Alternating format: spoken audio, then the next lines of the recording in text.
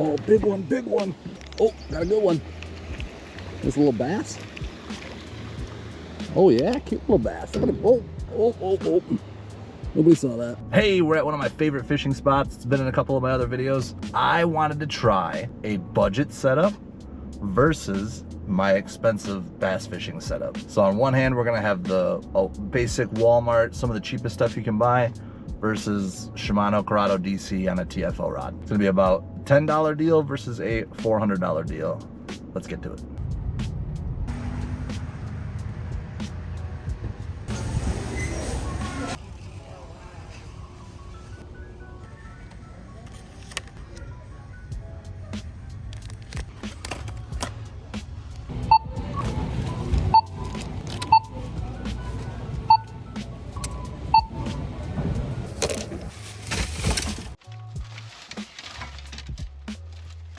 All right, one hand, we have the classic, the Curado DC on the TFO option bass.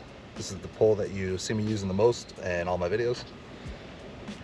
And then we have our Walmart find, the Wayfarer spinning rod and reel combo. Came in at a whopping $9.98. And then for the baits, we're gonna throw a couple of frogs. I got the nice green one and the brown with the white bottom. These were also very cheap. I'm not sure exactly what the price on these was, but they were not expensive. I've got some really small rigged twirly tails, some little jigs, and then I got the bigger swimming grub jig. We're gonna give both these rods a chance in my favorite spot where I've caught quite a few fish before, and see how it goes. All right, we're gonna give the Wayfarer here the first shot at catching a fish. We're gonna do some topwater frogs with it. I'm gonna get it set up real quick. First thing I'll point out is that for me at least, the reel, the handle came on the wrong side. But this should be one of the ones where you can just flip the side by unscrewing it all the way. Perfect, look at that. Came with some grease. Beautiful. And make sure when you're doing this, I've forgotten this a few times, you gotta go under the spool. Get a whole bunch of line out. If I could grab it, set it. Nice and easy. Pull it all the way through. Make sure everything looks right. And it does. Then let's tie a frog on there. Let's go with this little green guy. It's not a bad looking frog. Decent little hooks. I usually trim the tails on these, but this came nice and short. So let's just tie it on. And then let's let it rip.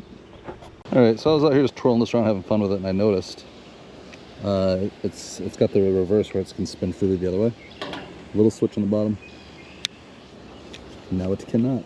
Now I can twirl to my heart's content without the spool unspooling. Let's give it a rip.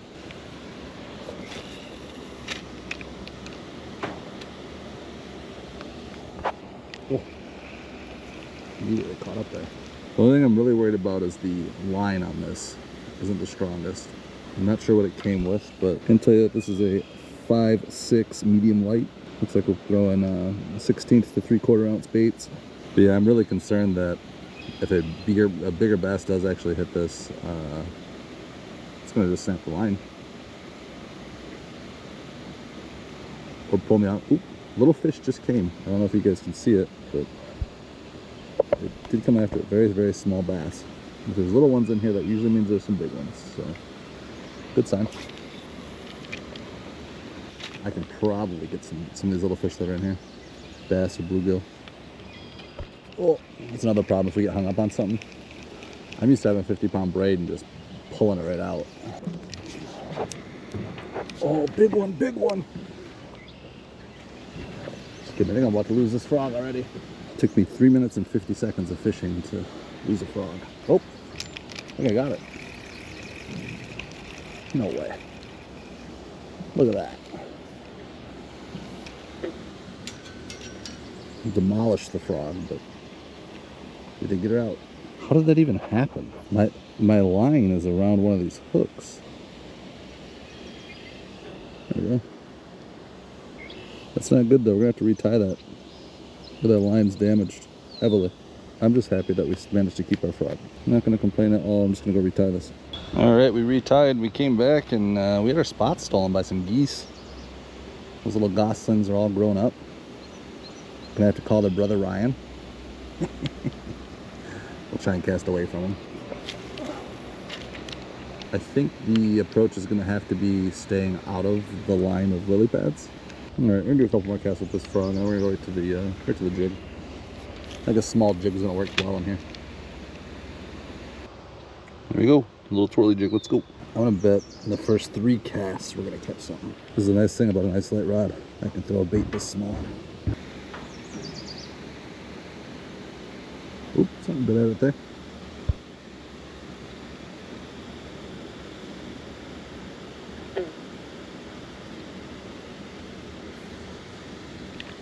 Oop.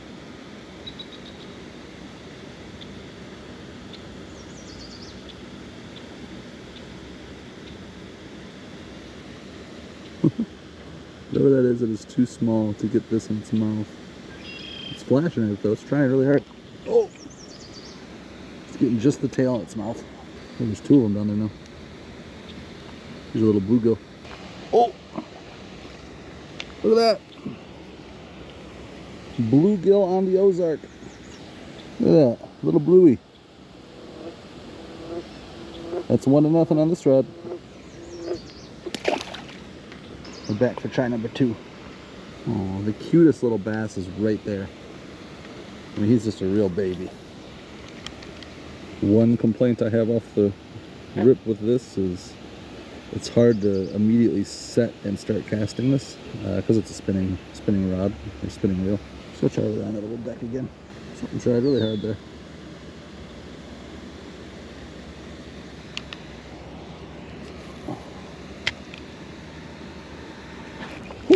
Oh, got a good one.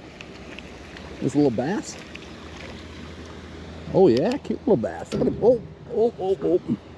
Nobody saw that. All right, hey, relax. Little baby boy. There we go. Just a cute little guy. All right, you need to go back and grow up and get big and strong, right? Later, buddy. I tell you, the Ozark with the little jig on it. 1 bass, 1 blue. It's gonna be tough to live up to for the $400 rig here. Guess we'll see.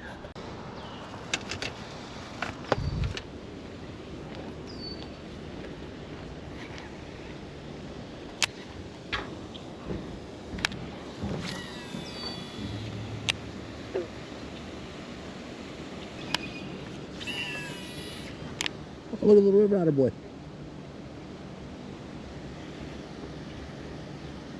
Somebody pulled in an SUV and they're just sitting in their car.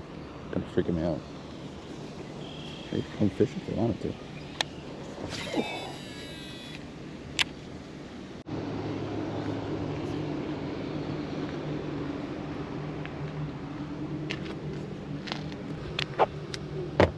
And I'm gonna do something crazy. I'm gonna put one of these guys on a 50-pound test braid.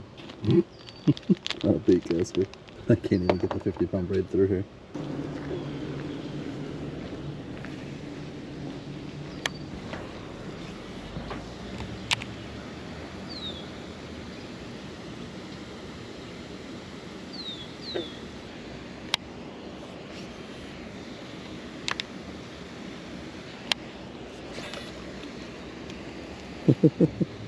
This was a mistake. Had more fun fishing with the Walmart pole so far. Downside to the bigger pole, can't cast small baits. So we're gonna put the bigger jig on there. That was the reason I bought them. I just had to be sure. I'm quite glad I didn't decide to take the boat out though. It looks like there's weather moving in. Technically this would work, but I tightened it way too slow. All right, bigger jig. Here we go. All right, what a rip.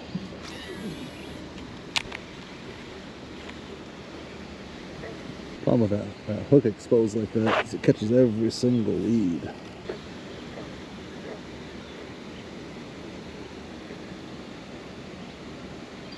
It does look pretty though.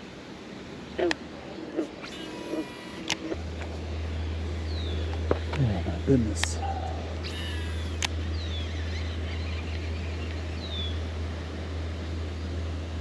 this point I was getting pretty frustrated because this jig was so big that as I cast it, it would start sinking and it would catch every single weed as I was reeling. So I had to immediately realize what's hitting the water. There's one little spot where there's some weeds there.